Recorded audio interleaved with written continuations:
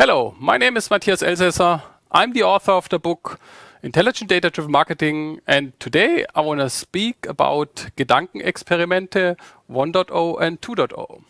So what is this all about? I said that we as physicists try to reduce complexity really to the lowest level. So this is what we normally do. If we see something really complex, which is the speed of light in universe or whatever, we start thinking about what are the underlying principles. And to find out what this is, we really try to exclude every side effects or whatever and only focus on the real core. If we're now doing this for marketing, then I think over the last 2000 years, nothing really new happened in the marketing ecospace. If we are going back into the Stone Age, we had the hunters who just looked for the meadows where they had the biggest mammoths, and then they thought about what are the right weapons to get them. They start hunting them, they brought them back, and they used what they hunted, for their daily life to then reach out for the next shot.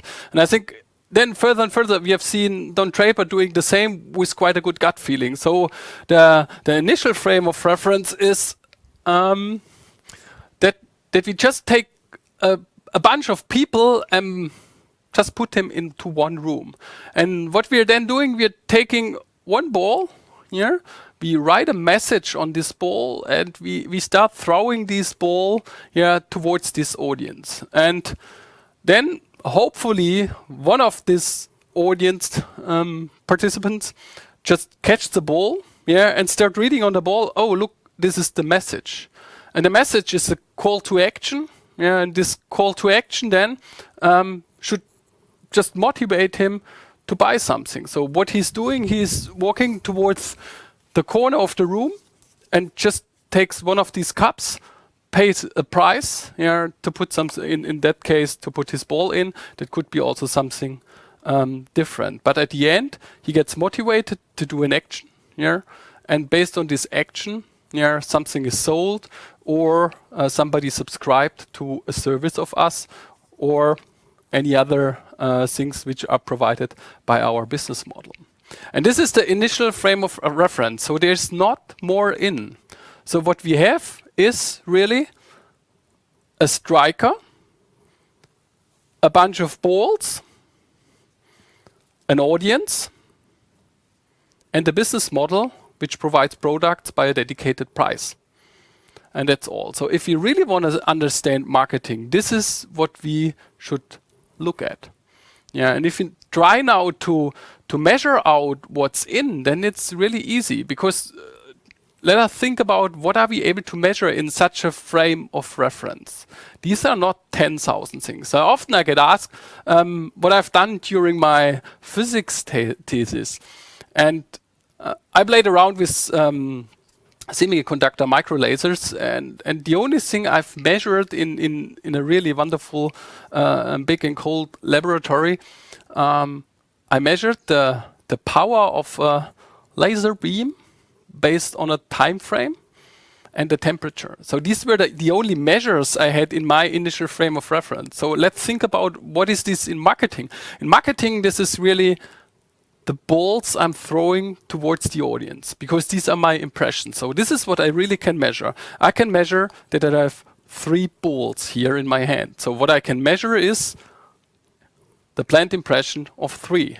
And I can think about, or I can try to find out how much cost I've spent on them. So each €1, so I spend €3 for these balls.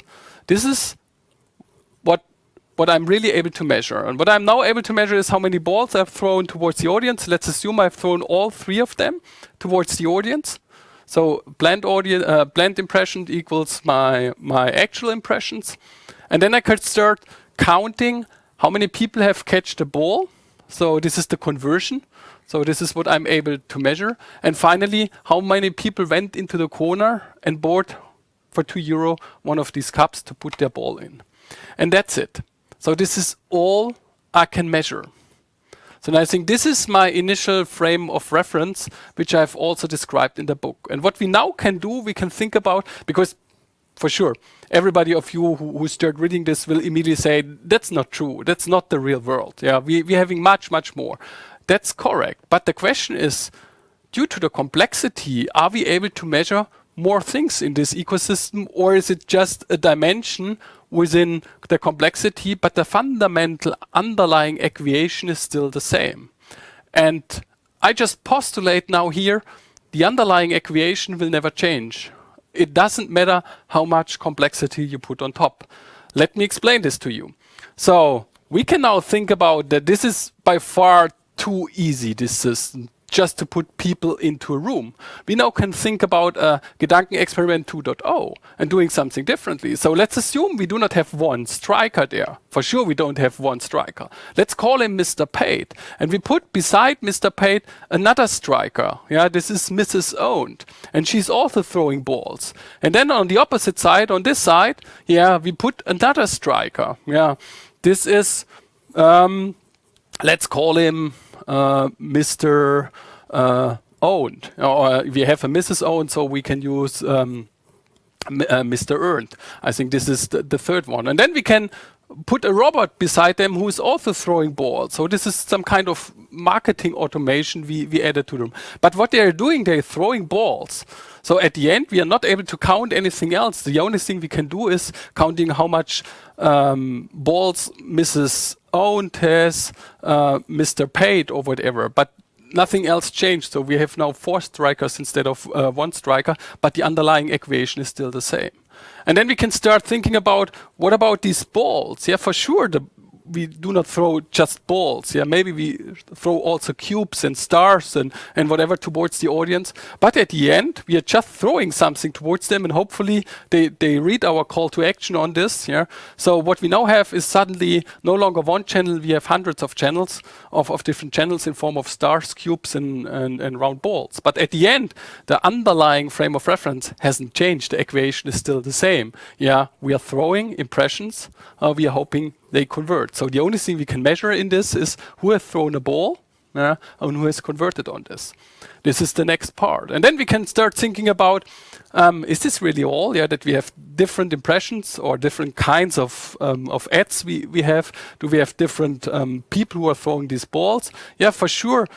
We may have more than one room. So there's not only one campaign running at the same time. So we have multiple campaigns running at the same time. So we have different rooms. So these people are standing in a house, and instead of just throwing these balls into one room, they're throwing these balls into multiple rooms. But at the end, again, the equation is the same. Yeah. So we have impressions which we throw on a bunch of people. Hopefully they start converting, buying something in the corner. Yeah, and we can at the end measure amount of impressions, what we have paid for this impression, how many we've thrown towards the audience, how many people catch this, have read the call to actions, and finally bought something in the corner. This is all what we can measure. And I think this is what my Gedankenexperiment 2.0 is all about in the book. And you will see if you read the book that there are much more in, so we can really think about different things. So it's not only the balls and whatever, we can bring in the time dimension and see that these people throwing balls in a sequence, so we are coming to attribution models, but at the end it's still the same principle.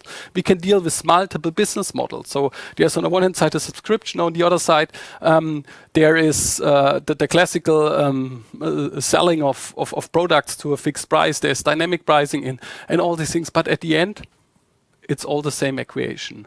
Yeah, measuring impression, measuring conversion. And then finally, we will see that there's still one piece in, yeah, and hopefully everybody of you got it. Yeah, this is if we start really moving away from the data-driven part towards a customer-centric part, because then we can take out one single entity out of our audience and try to measure what happens there. And an entity itself has some kind of mood, some kind of feelings. So what we can do is also measuring their happiness. So we can really see whether he's smiling while he's catching the ball or whether he's bored because we need a frequency cap because we just bombarded him with balls. But at the end, the underlying equation is still the same. For that reason, Gedankenexperiments just help us to understand the underlying principles. And if we then want to set up a complex system within our own ecosystem, we should think about really measure only a tiny set of things, but be sure that we are able to do this on every dimension. This is what I describe in the second chapter, which is labeled Gedankenexperiment.